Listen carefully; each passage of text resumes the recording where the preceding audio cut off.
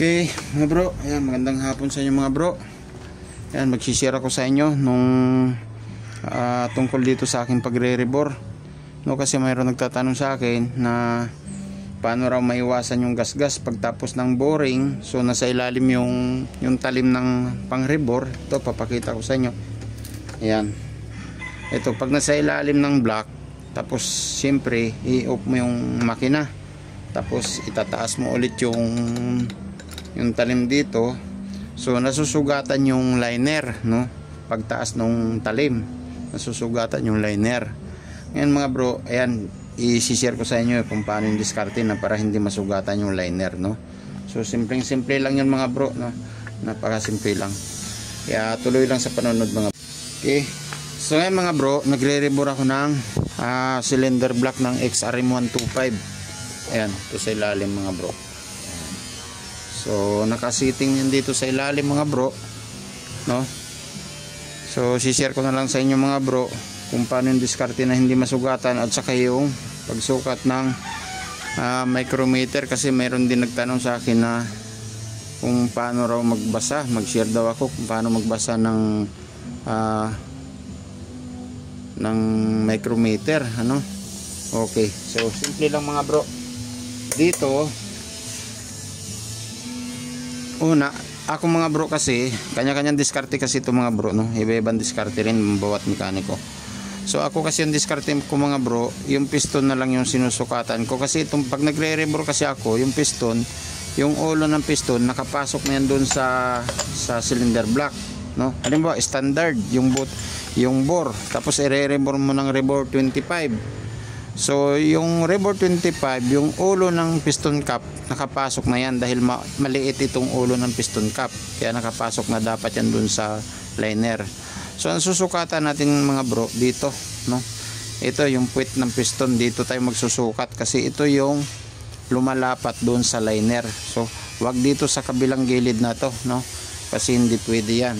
So dapat talaga dito tayo magsusukat kasi ito yung nakadikit doon sa liner. Ito yung binabasihan, no?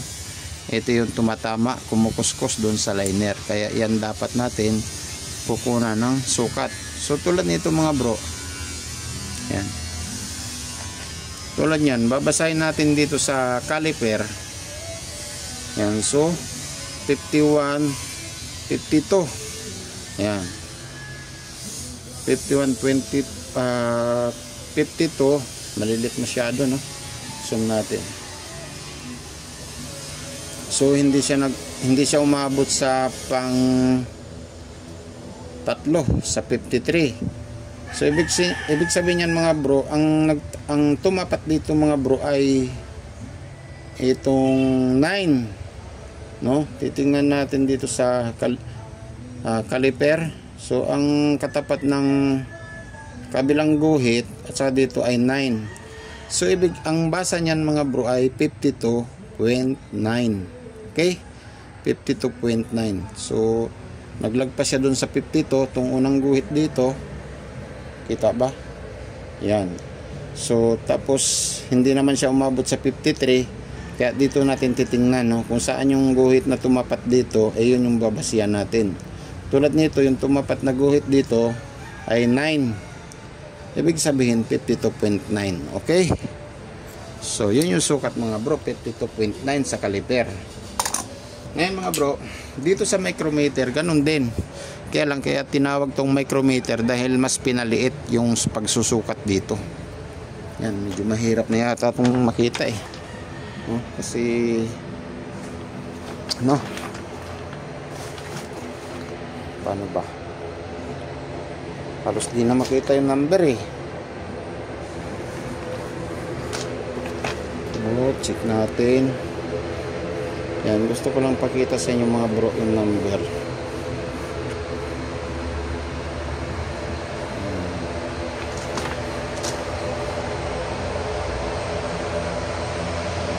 Hindi na makita. Ayun, okay. So dito mga bro, malabo.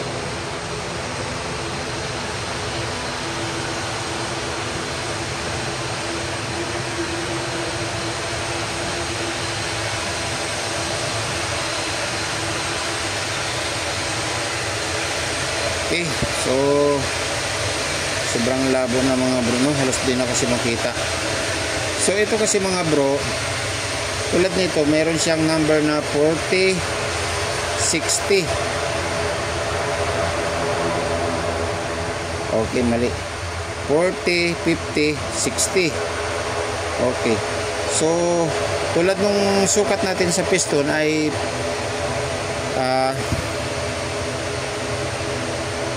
52.9. So, dito ganun din mga bro, no? Simula tayo dito sa 50. Ngayon, bawat guhit na yun mga bro, isang guhit niyan ay katumbas ay ito, no? So, doble na to. Yung isang guhit dito ay ito. Okay. Hindi na ganang makita mga bro. Sobrang ano na talaga. Buti na lang maliwanag ko yung mata ko. Yan. So, pag isang guhit, ibig sabihin 52. Tapos ito mga bro, mayroon din tong number dito na 10, 20, 30, 40, 50, 70 hanggang 90. So ang gagawin natin mga bro, pag sumukat, pag itapat natin yung 0 sa 52, yan, naka 52 na yan siya. Iikutin lang natin to paluwag hanggang 9. Yun. 50, 60, 70, 80. Yun. So, galing dun sa 52, inikot natin to paluwag hanggang 9. So ibig sabihin nun mga bro ay 52.9. Okay? Sige, medyo malabo kasi mga bro. Mag-share na lang ako sa susunod ng ganito. Okay, so ibig sabihin mga bro, yung 52.9, yun ang susukatan natin nung talim, nung reboring machine. So ilalagay natin dito yung micrometer, bababa natin para ayan, para eksakto dyan, no? Wala siyang alog, nakasit siya ng maganda, no? Ngayon, susukatan natin, luluwagan lang natin yung blade. Pag niluwagan natin yung blade niyan, lalabas yung blade. So, mag-a-adjust na tayo dito ng 52.9. Ayan. So, iikutin lang natin ito pa ganon. Paluwag. 52.9. Okay. So, try na natin.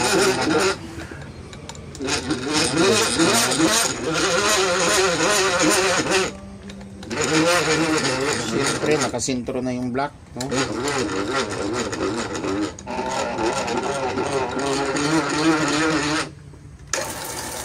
Tapos pagkatapos natin i-on yung motor, umandar na siya. So hindi pa natin na yung kanyang release dito, no? Ayan, release chamber. Okay. Yun, i-release natin yun para mag-automatic siya, no? Pababa, nagre-reverse siya. Yan. So tuloy-tuloy na yun mga bro, no? Hanggang matapos yung black.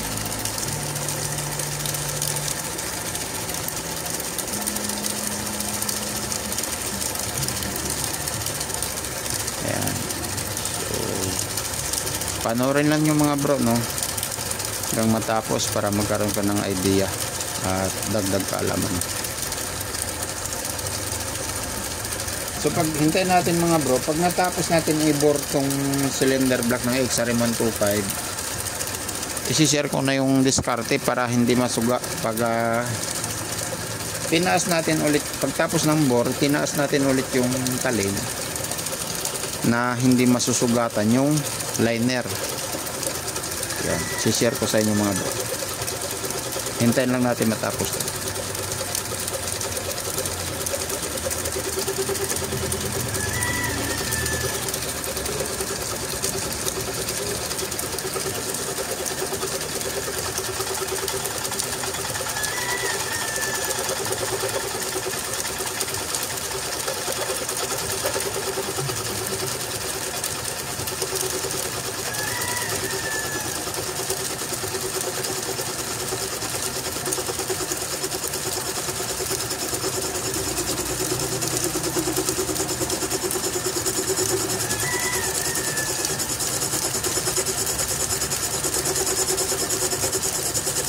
Konti na lang mga bro, no? Ganun na lang. Pag wala na siyang ingay, ibig sabihin lumusot na mga bro. Ayun, okay. Wala na siyang ingay, ibig sabihin lumusot na yung boring machine, yung boring head, no? Yan. So, ito na. Habang umaandar mga bro, no? So, halimbawa, tapos na natin na i-rebore yung block, no? Nasa ilalim na yung itong boring head, no? Yung talim, nasa ilalim na. Ganitong diskarte mga bro, no? Lalo na dun sa nagtatanong. Ito. Habang umaandar siya mga bro, huwag nyong papatayin yung switch ng motor. Ayun, huwag nyong papatayin to mga bro. So, kahit tapos na yan mga bro nagbore, hayaan lang nyo na umaandar yung machine. Ang importante, itong automatic mga bro, no? Ayan, itong automatic chamber. Ito yung tatanggalin natin mga bro. Ayan, iaangat lang natin para hindi na siya mag-automatic, para hindi na magtuloy-tuloy dun sa baba. Pero itong sa pangpaikot naman, pang boring naman, wag nating ano ba to? Wag nating tatanggalin, no? Wag natin itataas. So kailangan tuloy-tuloy yung ikot ng bala, ng blade, ng cylinder head. Boring head. Ayan. So umaandar lang yun mga bro. Pero itong automatic, naka-stop na siya kasi tinanggal na dito. Siyempre, habang umiikot yung bala nun mga bro, ganito yan. Itataas na natin to mga bro, no? Yun. Ganun lang yung diskarte. Handa dun sa nagtatanong, no? Wala kasi akong load, hindi ko makita yung kanyang message. Ayan. So, ganun lang mga bro. Ayan. Tataas lang natin to hanggang lumabas yung talim dito sa taas. Hanggang bumalik yung talim. Hayaan lang natin na umikot yung mga bro. Ayun. Okay. So ayan yung talim, no? Umangat na. Nasa taas na. Ayun. So pag nandiyan yung talim, saka natin i-off yung switch ng motor ng boring machine. Saka natin patayin. Okay. So patay na mga bro, no? So pag sinilip mo yung bore mga bro, wala kang makikitang sugat, no? Guhit na pag ganun, pag tinaas mo yung talim. Yan, malinis yun. So pag naghuning ka, kikintab na lang, wala na siyang sugat. Okay? So yun lang yung diskarte mga. Kasi pag eto pa, i-share ko din sa inyo mga bro, no? Halimbawa, tapos ka ng pagdaring natin. Papakita ko lang sa inyo mga bro. Balik natin yung blade doon sa ilalim.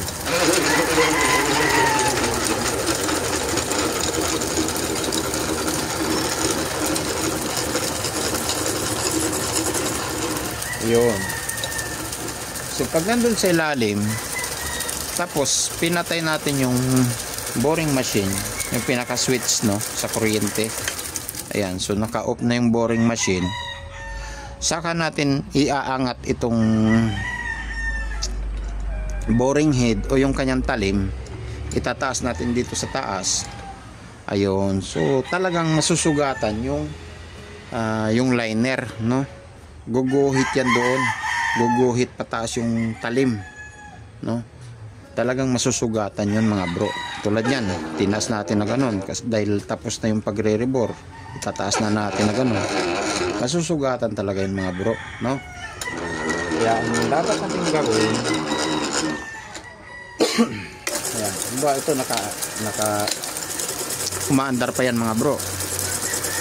Antayin natin matapos. So inulit ko lang to mga bro para mas maliwanag. Yan, natapos na yung pagboboring doon. Tatanggalin lang natin to. Ayan, stop na. So naka-stop na siya. Hayaan lang natin na umiikot yung talim.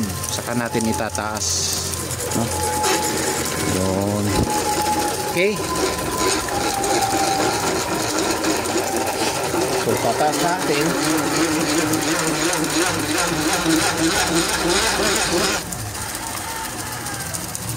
So pasilip ko sa inyo mga bro. Okay. So habang tinataas natin yung talim, umiikot yan mga bro, no? Kasi pag naka-stop yan na ganun mga bro, naka-steady yung talim, ito yung nakakasugat dun sa liner. So tulad yan mga bro, tinaas natin na umiikot pa yung kanyang talim. So makikita natin yung bore mga bro, ayan oh, walang sugat, no? Walang guhit na pataas. Okay, so malinis. So ganun lang diskarte mga bro. So pag tinanggal natin yung block, sabay dali natin sa honing machine, so makintab na yun, perfect na yun mga bro. Okay, so yun lang mga bro, no? Sana makatulong tong pag-share ko sa inyo ng pagre-rebore para hindi masugatan yung liner. Okay, maraming salamat sa inyong patuloy na pagsuporta sa akin, sa aking YouTube channel. Hanggang sa muli, Kuya Bert Channel.